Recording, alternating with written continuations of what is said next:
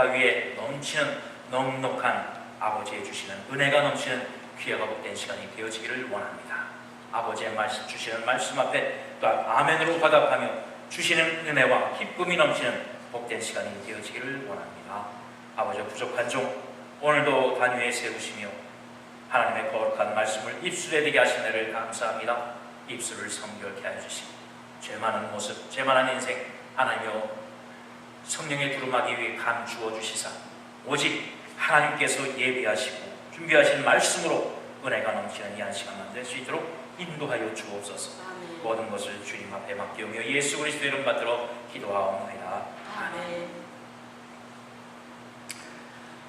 오늘은 여러분이 잘 아시는 대로 큰 두 가지의 의미를 가지고 있는 그러한 날입니다.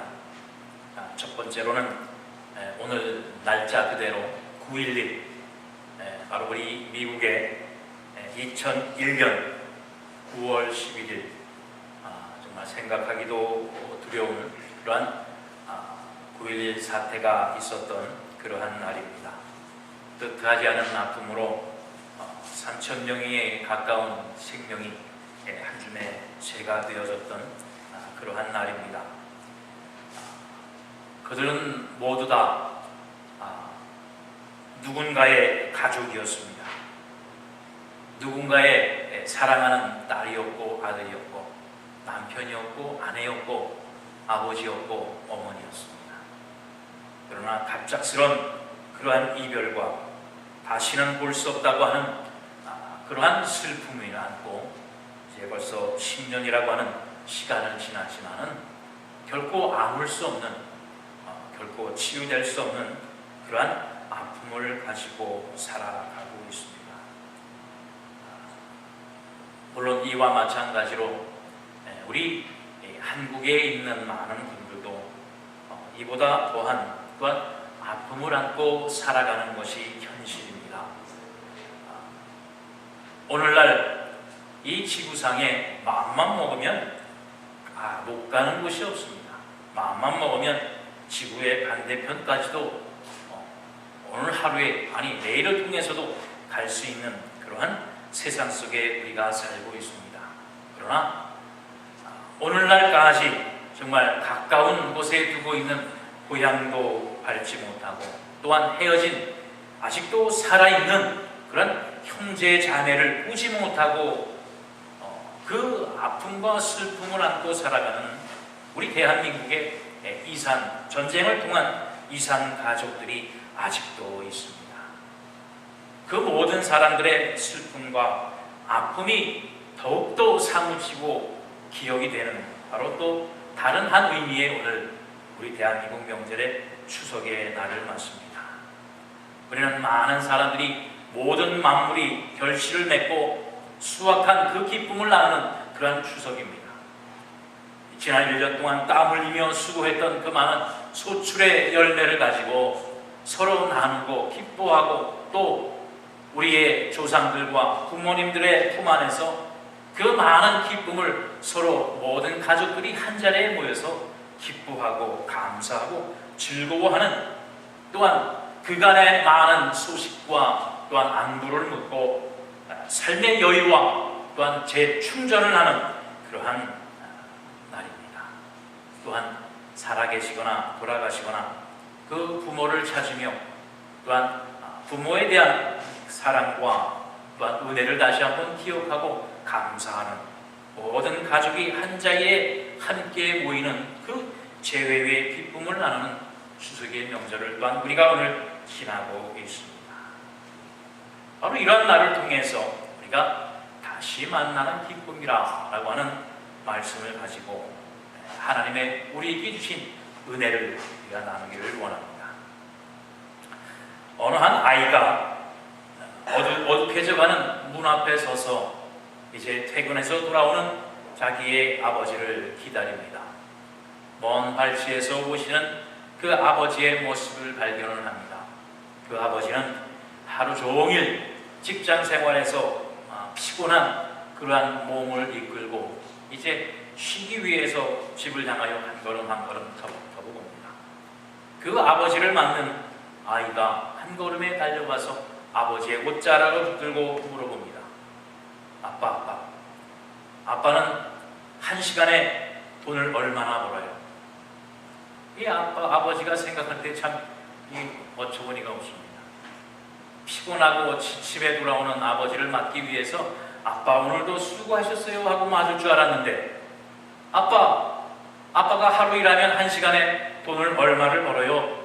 라고 하고 묻는 그 모습을 보게 될 때 그 참 이해할 수가 없었습니다. 그래서 왜 물어보느냐? 물어보자 아이가 그냥 대답만 해달라고 합니다. 그래서 이 아빠가 참 서운한 마음에 네가 그건 알아서 뭐하냐? 빨리 들어가 하고 야단을 쳤습니다.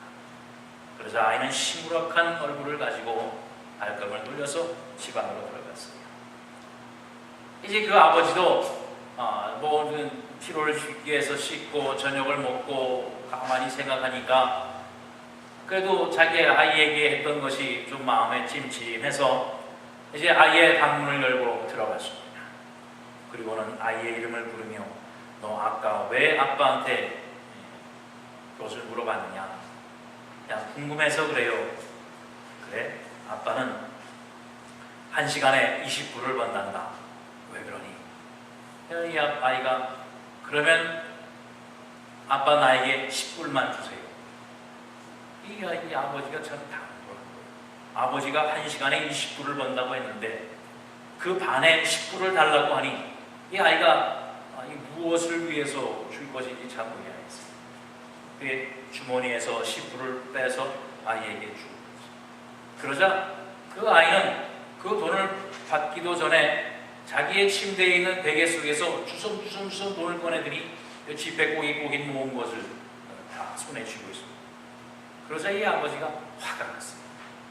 아니 이 녀석이 돈이 있으면서도 돈을 또 달라고 합니다.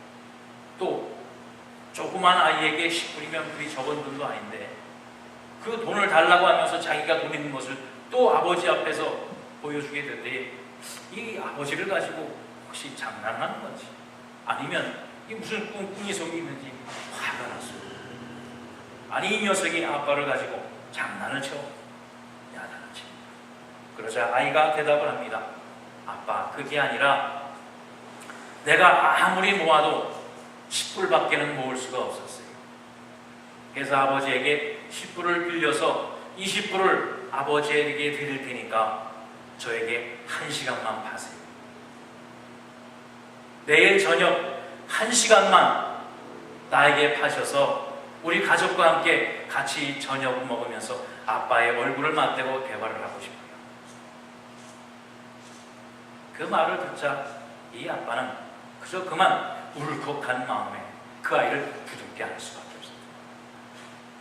매일매일 늦게 오는 아버지의 모습, 정말 자기가 잠이 들어야 오는 그 아빠의 모습이 보고 싶어서 20불을 구해서 아빠의 그 일하는 1시간을 사서 아빠와 만나고 싶어하는, 같이 있고 싶어하는 그러한 아빠에 대한 사랑이었습니다.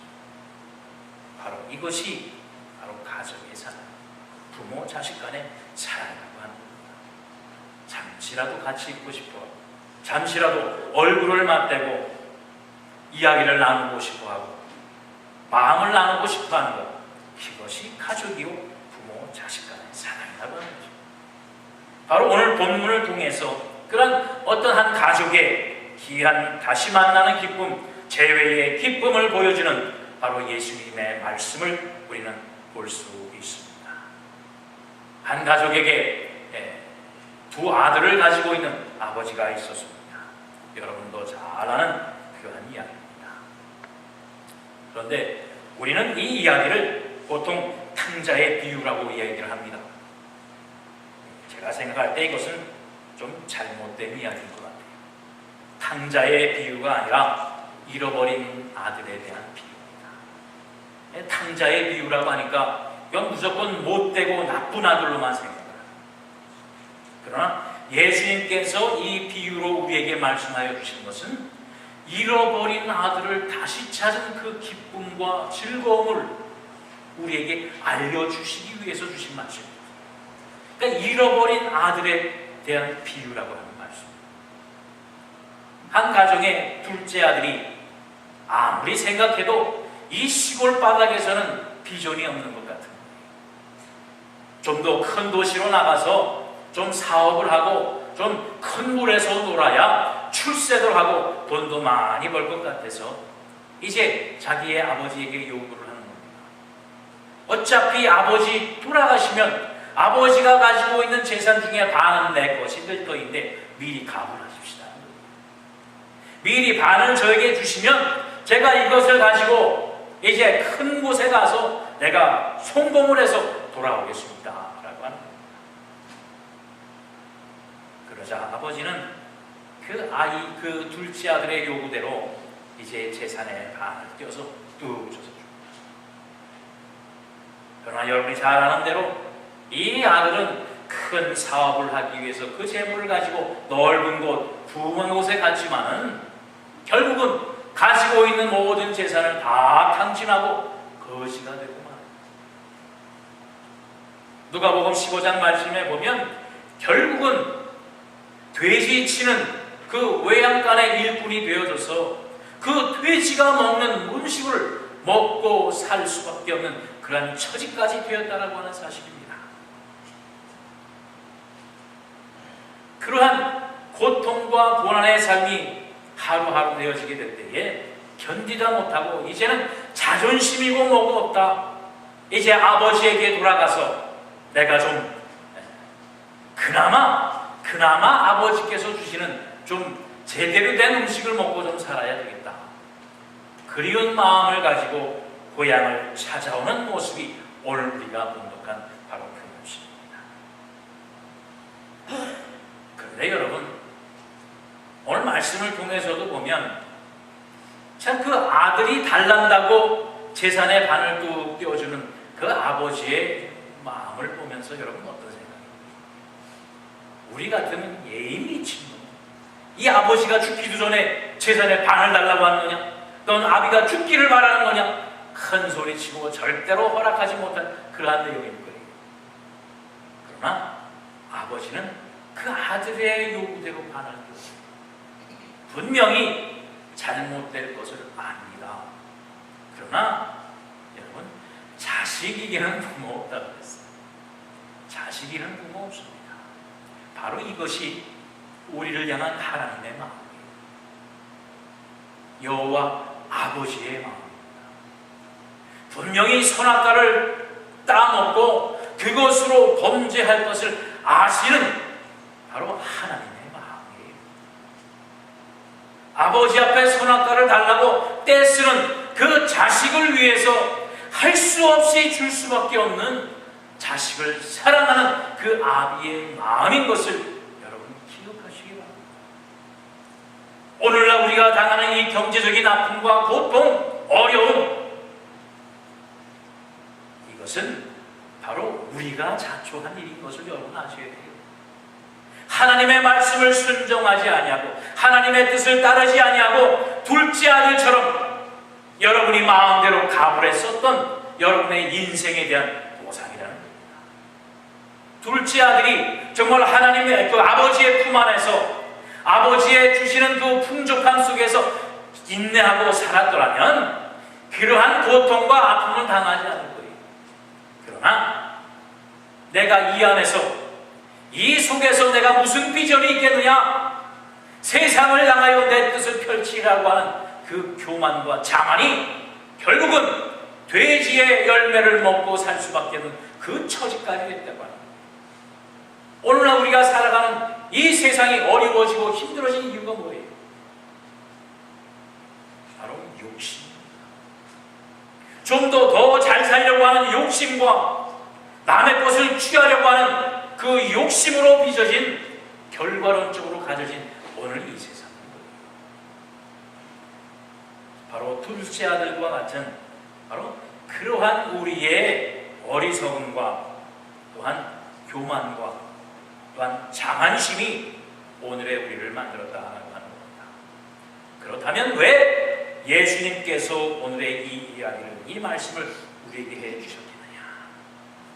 바로 이 추석 명절에 기쁨과 감사를 누리는 것처럼 오늘 본문 21절, 22절 말씀에 보면 그 의미가 분명히 나타나 있습니다.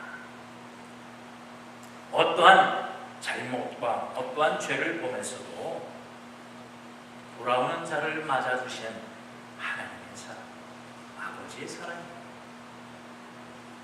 오늘 본문 말씀을 보면 아들이 이르되 아버지 내가 하늘과 아버지께 죄를 지었사오니 지금부터는 아버지의 아들이라 일컬음을 감당하지 못하겠나이다. 이것을 이 아들이, 둘째 아들이 아버지 앞에 맞닥뜨려고 한 말이에요. 그런데 이 아들은 정말 그 이전에, 오늘 본문 11절 이전에 보면 19절에 이미 아들은 이 말을 하려고 연습을 했어요. 내가 아버지께로 돌아가야 되겠다. 내가 어떠한 면목으로 가겠는가? 어떻게 아버지의 얼굴을 보겠느냐? 19절 말씀에 보면 똑같이 기록되어 있어요. 내가 아버지를 만나면 내가 아버지께 죄를 지었사오니 이제부터는 아버지의 아들이라고 일컬음을 감당하지 못하겠습니다. 잘못했습니다. 나를 아버지의 집에 일꾼으로라도 좋으니 주 아버지의 그늘에서 살 수 있게 해주십시오 하고 내가 매달려 간구해야 되겠다. 준비를 하고 연습을 하고 아버지 앞에 나옵니다. 그런데 이 둘째 아들이 아버지의 품 안에서 아버지를 만나고 나서 제일 처음으로 한 말이 바로 이거잖아요. 아들이 이르되 내가 하늘과 아버지 앞에 죄를 범했으니 내가 감당하지 못하겠습니다. 하나 아버지는 뭐라 그랬는지, 아버지는 종들에게 이르되 제일 좋은 옷을 내어다가 입히고 손에 가락지를 끼우고 발에 신기라. 아들이 잘못했다고 하는데 그래 알았다. 네가 무엇을 잘못했는지 내가 아느냐. 그래 고생했다. 그 이유를 따지고 용서하마 그래 잘 왔다 한 게 아니에요. 아들이 잘못했다고 얘기가 끝나기도 전에 그 얼굴을 돌려서 종들을 불러서 자 이제 이 아들을 위해서 좋은 옷을 입히고 자 또 손가락에 금가락지를 끼우고 이제 살찐 송아지를 잡아다가 우리 잔치를 벌이자. 내가 무엇을 잘못하고 무엇을 어쨌고 하는 그러한 것 따지지 않았어. 아들의 말이 끝나기도 전에 알았다 내가 잘했다. 바로 이것이 우리 아버지의 마음, 우리 하나님의 우리를 향한 사랑의 마음입니다. 우리가 어떠한 잘못을 했던지 간에 어떠한 죽을 죄를 지었던지 간에 우리가 하나님 앞에 나오기로 마음을 먹고 하나님 앞에 우리의 잘못된 마음을 먹었다면 이미 하나님은 그 모든 것을 아시고 우리를 품어주실 준비를 하고 계십니다. 여러분 이 한 날 정말 더도 말고 덜도 말고 한가위만 같아라고 하는 이 경절에 여러분 하나님의 사랑의 품 안에 정말로 푹 풍기는 잠기는 여러분이 되시길 바랍니다. 지금까지 어떻게 잘못해왔든지 오늘날 어려움을 당하며 고난을 당하든지 간에 이제 하나님 앞에 하나님 내가 잘못했습니다. 내가 하나님 앞에 올바로 서겠습니다 라고 하는 마음을 가지고 주님 앞에 무릎 꿇는 여러분이 되시기 바랍니다. 따지지도 않고 묻지도 않고 요즘 한국의 이 유행이라고 해요. 이 말이 따지지도 않고 묻지도 않고 받아준다. 바로 우리 하나님의 사랑입니다. 따지지도 않고 묻지도 아니하고 품에 안기는 여러분을 맞아주시는 하나님의 사랑을 온전히 누리는 여러분이 되십니다. 그런데 우리는 그 사랑을 보면서도 그것을 온전히 누리지 못해요.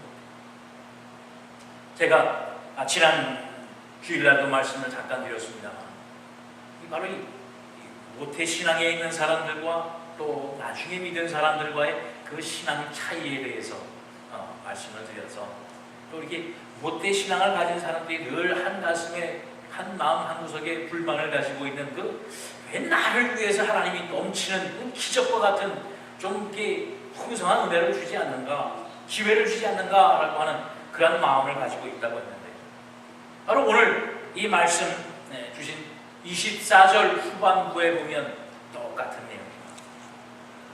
바로 그 집에 두 아들이 있다고 그랬어요. 둘째 아들이 이처럼 정말 고생하다가 돌아오게 될 때에 아버지가 그동안 다 까먹은 거 계산도 하지 아니하고 또 좋은 옷을 입히고 가락지를 주고 살찐 송아지를 입히고 잔치를 드렸어요. 근데 큰아들 보기에는 불만입니다.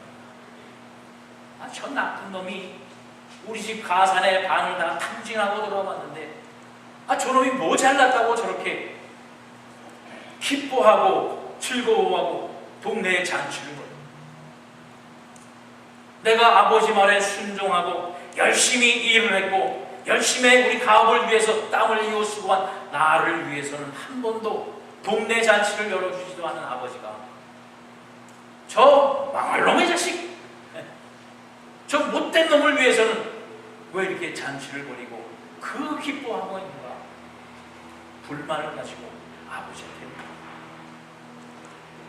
아버지는 나에게 어떤 것 하나 크게 기뻐하거나 잔치를 벌여준 것 없습니다.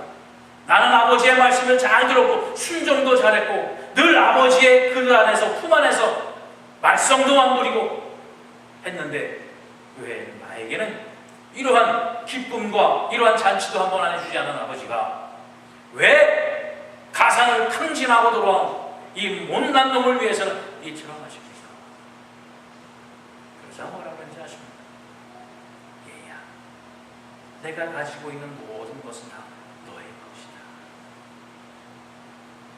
저 아이는 이제 죽었다가 다시 왔다. 저 아이는 나와서 물론 재산의 일부를 탕진을 했지만 정말 죽었다가 다시 돌아온 내 아이입니다. 여러분, 오늘날 우리 한국의 추석의 그 모습 중에 제가 지난날에 그 뉴스를 하나 들었는데 지금 제주도에 큰 난리가 났다고 합니다. 그 제주도 끝자락에 나라에서 해군 그 부두 기지를 건설하려고 하고 있는데 그 동네가 큰 싸움이 났다고 합니다.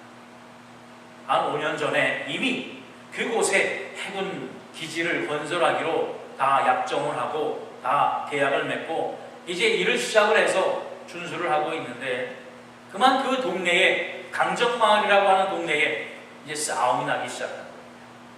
반대하는 사람과 찬성하는 사람, 그 둘이 싸움을 붙어서 정말 끝을 보이지 않는 싸움을 하고 있다는 거예요. 그래서 찬성하는 사람, 반대하는 사람 이게 나누어질 수는 있는 건데 그것이 한 가족에서도 그렇다는 거예요. 찬성하는 큰아들, 반대하는 동생, 찬성하는 아버지, 반대하는 아들, 이 싸움이 일어나서 올 추석의 성묘도 서로 따로따로 했다는 거예요. 조상에게 제사 지내고 조상에 감사하게 자는 그 성묘까지도 서로 같이 하지 못하고 따로따로 먼저 가고 나중 가고 하는 그러한 추석을 지내고 말았다라고 하는 겁니다. 바로 그 추석의 의미, 성묘의 의미, 제사의 의미가 어디에 있습니까?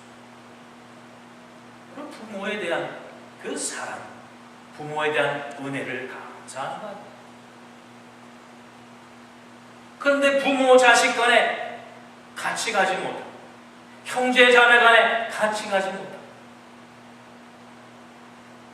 그 불령과 파행의 모습이 어디에서부터 나타나냐? 제주도의 해군기지라는 짓는 것이 그렇게 죽을 죄를 짓는 거예요. 정말 인생을 다 걸어도 모자랄 만큼 그렇게 큰 일입니다.